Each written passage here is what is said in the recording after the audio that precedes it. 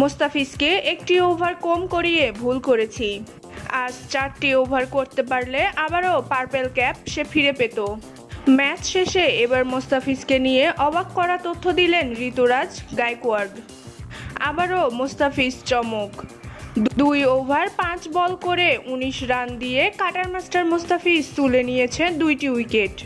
শেষ ওভারে মুস্তাফিজ 2 উইকেট তুলে নিয়ে 1 ওভার বাকি থাকতেই ম্যাচ জিতিয়ে দেয় মুস্তাফিজের বল চোখেই দেখেনি হেনরিক রাসেলের মতো হার্ড হিটার ব্যাটার। তাই তো মুস্তাফিজের এমন চমৎকার বোলিং দেখে মুস্তাফিজকে নিয়ে প্রশংসায় মেতে ওঠেন ক্যাপ্টেন ঋতুরাজ গায়কোয়াড়। তিনি বলেন, অসাধারণ বোলিং, মুস্তাফিজ বিশ্বসেরা বোলার। তাই এক ম্যাচ দেখেই তাকে বাদ দেইনি। গত ম্যাচে সে খারাপ করেছে, আবার এই ম্যাচে ভালোভাবেই কামব্যাক করেছে। এটি বড় বোলারের লক্ষণ। কিন্তু আমার আফসোস, কেন তাকে দিয়ে সব কয়টি ওভার করালাম না।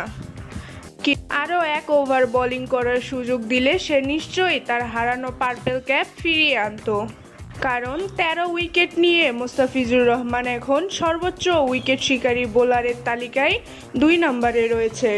আর একটি মাত্র উইকেট শিকার করতে পারলেই সে হবে সর্বোচ্চ উইকেট শিকারী। তাকে মাঝে আরও একটি ওভার করতে দিলে সে হয়তো আরও একটি উইকেট পেত।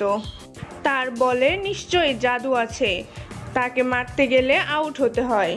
তবে মুস্তাফিজ খারাপ সময় পেরিয়ে ভালোভাবে কামব্যাক করতে পেরেছে, এটা দেখে ভালো লাগছে। সে তার বোলিং জাদুতে আমাদের আফসোস বাড়িয়ে দিয়েছে। তাকে আমরা মিস করব।